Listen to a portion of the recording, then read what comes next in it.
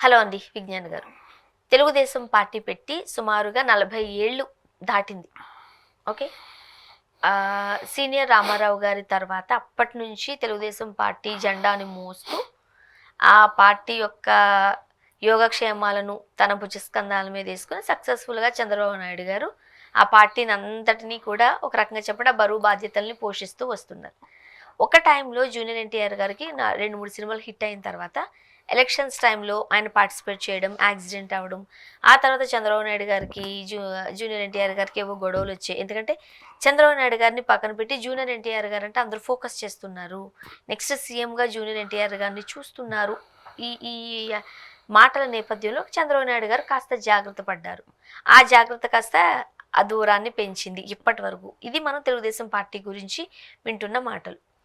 But Harikrishna గారు చనిపోయిన తర్వాత మనం చాలా సందర్భాల్లో చూసాము జూనియర్ ఎన్టీఆర్ గారు, కళ్యాణ్ రామ్ గారు నిజంగానే ఒక తల్లికి పుట్టిన బిడ్డలా కలిసిమెలిసి ఉన్నారు. ఇంతకుముందు లేదు, బట్ ఇప్పుడైతే ఉన్నారు. ఇప్పుడు మళ్ళీ వాళ్ళిద్దరు ఎడముఖం పెడముఖం అయిపోయారు. కళ్యాణ్ రామ్ గారు తెలుగుదేశం పార్టీకి సంబంధించి ఆ జెండా మోయడానికి ఎన్నికల్లోకో లేకపోతే పార్టీలోకి రావడానికి ఇష్టం చూపిస్తున్నారు. రకరకాల వ్యాఖ్యలు మనం చూస్తూ ఉన్నాం. ఏంటి అసలు ఏం జరుగుతుంది? ఏం లేదు మా, ఒకప్పుడు డెవిల్ సినిమాకి ప్రమోషనల్ టైంలో కళ్యాణ్ రామ్కి ఒక క్వశ్చన్ ఎదురైంది. మీరు ఎవరికి ఓటేస్తారు అని అడిగాడు. ఎవడో వచ్చి, అది ఎలక్షన్ టైంలో వచ్చిన సినిమా. మా తమ్ముడిని అడిగి చెప్తా నీకు అని అన్నాడు. ఆయన ఓటేయడానికి తమ్ముడిని అడగడం ఏంటి? అసలు నువ్వెవరికి వేస్తావని ప్రియాంక గాంధీని అడుగుతావా? నువ్వెవరికి ఓటేస్తావని? ఖచ్చితంగా కాంగ్రెస్కి వేస్తావు కదా. వీళ్ళది నందమూరి వంశము, నువ్వు ఎవరికి ఓటేస్తావు అని నువ్వు అడగడం ఏంటి, నేను చెప్పడం ఏంటి? నేను సమాధానం చెప్పినా కూడా అది నాకు అవమానమే. బికాజ్ అసలు మా బ్లడ్ అంతా నందమూరి బ్లడ్. మేము ఎవరికి వేస్తామో మీకు తెలుసు, మాకు తెలుసు. నువ్వు అడిగిన క్వశ్చన్కి నేను అటెన్షన్ ఇచ్చినా కూడా అది అవమానమే. అవును, కరెక్టే.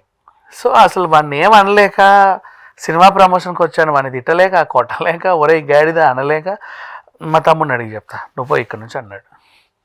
అది జరిగింది. అప్పుడు వాడేమనుకున్నాడంటే అదేంటిది సరిగ్గా తెలుగుదేశంకి ఓటేస్తానని కూడా మొహమాటపూర్వంగా అసలు చెప్పలేదు, నాకు మొహమాటానికైనా చెప్పలేదు కళ్యాణ్ రాము. మా తమ్ముడిని అడిగి చెప్తా, మా తమ్ముడు ఓటేయమంటే వేస్తా లేకపోతే వెయ్యా అన్నట్టుగా సమాధానం చెప్పాడని వాడు రాసేసుకున్నాడు. అప్పుడు అది బాగా వైరల్ అయింది కూడా ఎలక్షన్ ముందు. అదేంటో డెవిల్ సినిమా ఫ్లాప్ అయింది. దానికి దీనికి లింక్ పెట్టి నోరు జారిన కళ్యాణ్ రావు, అందుకే పాపం ప్రొడ్యూసర్కి లాస్ వచ్చింది. ఈయన అలా మాట్లాడకపోయింటే అసలు డెవిల్ బీభత్సమైన హిట్ అయ్యి ఈ పాటికి 10 ఆస్కార్లు తెచ్చిపెట్టేది. అట్లా అన్నందుకే డెవిల్ సినిమా 2 రోజులు ఆడింది. ఆ నిర్మాతకి లాస్ తెచ్చిపెట్టింది. ఆ నిర్మాతని బలిగొన్న కళ్యాణ్ రావు అని అలా అలా అలా రాసేశారు. అసలు విషయం ఏంటంటే, ఇందాక ఆయన ఇచ్చిన ఆన్సర్కి నేను క్లారిఫికేషన్ ఇచ్చా. సినిమా అనేది దమ్ము ఉంటే ఎలాగైనా ఆడుద్ది. మనం చెప్పలేం, మనం కష్టపడే తీస్తాంలే. ఫ్లాప్ అవ్వాలని అయితే ఎవడు తీయడుగా. లైగర్ ఫ్లాప్ అవ్వాలని తీసాడా పూరి? లేదు. ఏజెంట్ ఫ్లాప్ అవ్వాలని తీసాడా సురేందర్ రెడ్డి? ఆచార్య ఫ్లాప్ అవ్వాలని తీసారా? బోలాశంకర్ ఫ్లాప్ అవ్వాలని తీసారా? ఇండియన్ 2 ఫ్లాప్ అవ్వాలనే తీసారా? లేదు మా, వాటి తలరాత ఎలా ఉంటే అలా ఆడుతాయి అంతే. మనం దాన్ని ఏం అనలేం. కొన్ని లోపాలు ఉంటాయి, రిలీజ్ అయ్యాక చెప్పుకుంటాం ఈ లోపం ఆ లోపం అని, అంతే. సినిమాలో లోపాలు ఉంటే సినిమా ఫ్లాప్ అవుద్ది, అంతేగాని నువ్వేదో మాట్లాడావనో నేనేదో మాట్లాడానో సినిమా. ఇప్పుడు లైలా ఉంది, ఫ్లాప్ అయింది అంటే ఏంటి? ఆ పృథ్వీరాజ్ అలా మాట్లాడినందుకే లైలా ఫ్లాప్ అయిందా? కాదు కదా. అప్పట్లో అన్నారుగా, అలా మాట్లాడారు కాబట్టి ఒక వర్గం వారు ఆ సినిమాను బ్యాన్ చేశారు, ఎవరు చూడలేదు, అందుకే ఫ్లాప్ అయింది. ఒక వర్గం వాళ్ళు సినిమాని ఫ్లాప్ చేయగల సత్తా ఉంటే అదే వర్గానికి సినిమాని హిట్ చేయగల సత్తా కూడా ఉండాలి. పక్కన వర్గం చిన్న వర్గం హిట్ చేసుకోగలదు. మరి హిట్ అట్లాంటప్పుడు సినిమాలు ఏం ఫ్లాప్ అవ్వవు కదా. వాళ్ళ సినిమాలు అన్ని హిట్ అవుతాయి, బీభత్సర్ బ్లాక్ బస్టర్లు అయిపోతాయి రిలీజ్ అయిన వెంటనే. సో ఫ్లాప్ చేసుకునే హిట్ చేసుకునే ఇది వాళ్ళకి లేనప్పుడు ఫ్లాప్ చేసే ఇది కూడా లేదు, ఫ్లాప్ చేసే ఇది లేనప్పుడు హిట్ చేసుకునే ఇది కూడా లేదు. యాక్చువల్గా కథలో కథ ఉంటే ఎగ్జాక్ట్లీ కథలో నిజమైన కథ ఉంటే, ఆ కథకి కొద్దో గొప్ప దమ్ము ఉంటే ఖచ్చితంగా సినిమా ఎవరెవరిని ఆపలేరు. సో అలా డెవిల్ సినిమాకి దమ్ము లేదు గిమ్ము లేదని నేను అంటూ పాపం వాళ్ళు ఏదో కష్టపడి తీసారు, అది ఎందుకో ఫ్లాప్ అయింది. కొన్ని టెక్నికల్ వాల్యూస్ మనం ఎక్స్పెక్టేషన్స్ పెంచుకుంటాం కదా. బింబిసారా తర్వాత రిలీజ్ అయినప్పుడు మన ఎక్స్పెక్టేషన్ అక్కడ ఉంటది. అవును, దాన్ని రీచ్ కాలేదనుకోండి మనం ఏం చేయలేము దాన్ని. అలా సినిమా పోయింది, సరే వాట్ ఎవర్ అలా అన్నారు. ఇప్పుడు ఏమైందంటే నిన్న ఆయన సరదాగా ఆంధ్ర సైడ్ వచ్చాడు, నర్సారావుపేట అటువైపు అలా వచ్చినప్పుడు ఈయన వస్తున్నారు కదా అని తెలిసి నందమూరి అభిమానులు కూడా వచ్చారు. అందులో ఒక ఆయన ఒక జెండా, పసుపు జెండా మీద ఎన్టీఆర్ ఫోటో, ఎవరిది బాలయ్య ఫోటో, కళ్యాణరామ్ ఫోటో వేసి ఇలా ఇలా అన్నాడు. ఈయన పాపం ఓపెన్ టాప్ తీసి పైకి వచ్చి ఇలా ఇవ్వ జెండా ఇవ్వని చెప్పి ఇలా ఇలా ఊపి ఆయనకి ఇచ్చేసాడు, బాయ్ అన్నాడు. దీనికి చాలామంది రాసేస్తున్నారన్నమాట, టీడీపీ జెండా బట్టి ఊపాడు, ఇలా చేసి అలా చేశాడు అంటే ఓకే, జూనియర్ ఎన్టీఆర్కి ఈయనకి ఈ మధ్య పడట్లేదేమో, అంటే ఈయన బాలయ్యకి క్లోజ్ అయ్యాడేమో, బాలయ్యే ఈయనని నువ్వు ఎన్టీఆర్ని కటీఫ్ అంటే కానీ నేను నిన్ను ఎక్కువ చేర్చుకొని అన్నాడేమో, అసలు నిన్ను అదేంటిది చంద్రబాబు తర్వాత నిన్నే ముఖ్యమంత్రిని చేస్తాము, నీ తమ్ముడిని కాదు, నువ్వు ఈ జెండా పట్టుకో అన్నారు.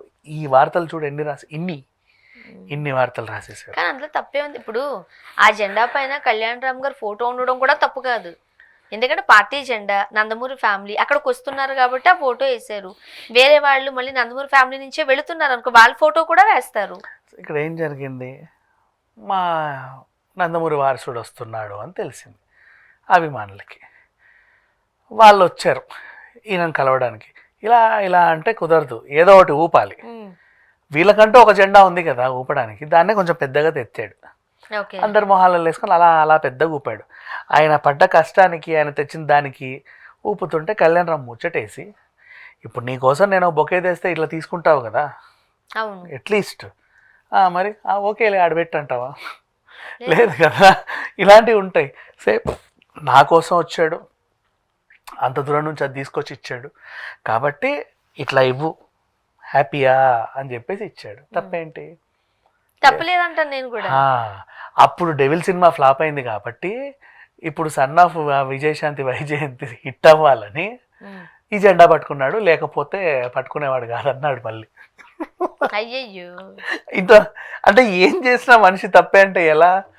ఇంకా బ్రతకూడదా, లోకంలో బయటికి రాకూడదా? సరే, మరి దాంట్లో విజయశాంతి ఉంది, ఆవిడదో పార్టీ, మరి అయితే ఏంటి? అదే కదా ప్రధాన అబోతుంది.